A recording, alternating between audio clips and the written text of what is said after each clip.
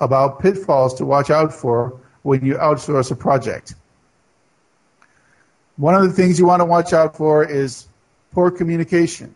Poor communication wastes time and money. If you tell your outsourcer, this is what I want done, and he hears that is what I want done, then you're going to have to go back and say, okay, you didn't do what I wanted, and you're going to end up going back and forth a lot more to get the result that you were looking for because of poor communication.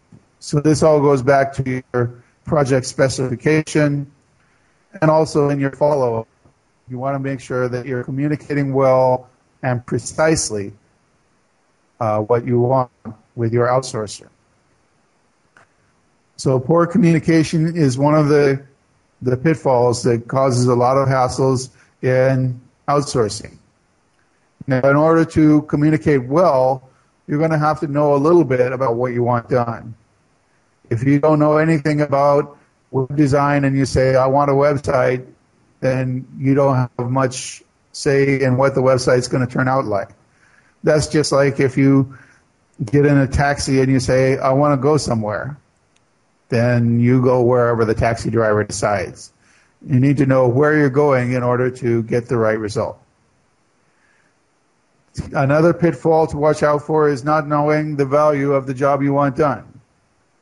If you say, I want to get a web design done, I want a website that looks like this, that, and that, but you don't know how much work is involved, you don't know how long it's going to take, you don't know how much people normally get paid to do this kind of work, then you could end up overpaying for the job, or you could be trying to negotiate a lower price than what the job is actually worth, and then you end up getting somebody who doesn't know what he's doing and will take the job for less than what a good outsourcer would take for that job. So you need to know the value of the job in order to be sure that you get good value for your money and be sure that you're getting somebody who knows what they're doing. The next thing you might want to watch out for is not knowing a person's qualifications. If the outsourcer may even have good feedback, but he's been working on different types of projects, you want to be sure that he's qualified in the type of project that you're hiring him to do. So if he's a PHP programmer and you decide you want him to do something in Ajax, then maybe he won't be able to get the job done well or on time, or he just may need a lot more resources in order to get that job done. So if you don't know what the person's qualified for, that could be a big sticking point in getting the job done.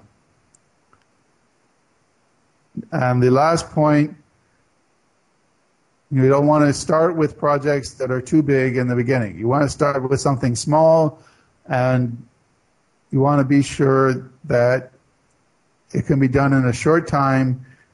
You don't want to commit to a big project with somebody that you're not familiar with. You don't know the quality of their work. You don't know if you're able to work with them over a long period. Maybe there's some personality clash or there's some communication gap, so you're not able to communicate well with them, or they're just not responsive to your communication. So you want to find this out by starting with a small project, and you can work up to bigger projects. But don't hire somebody and say, okay, I've got this project that's a month-long programming project. I want you to do this, and in the end we're going to have a program that does 1,000 different things.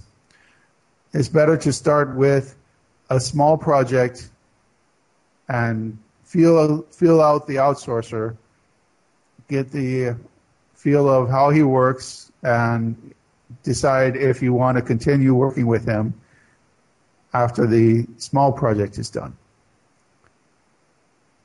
Okay, that's all I have for the outsourcing systems webinar. If you want more information, go to www.productivityengineer.com/outsourcing. Thank you. This is Alan Davis from productivityengineer.com.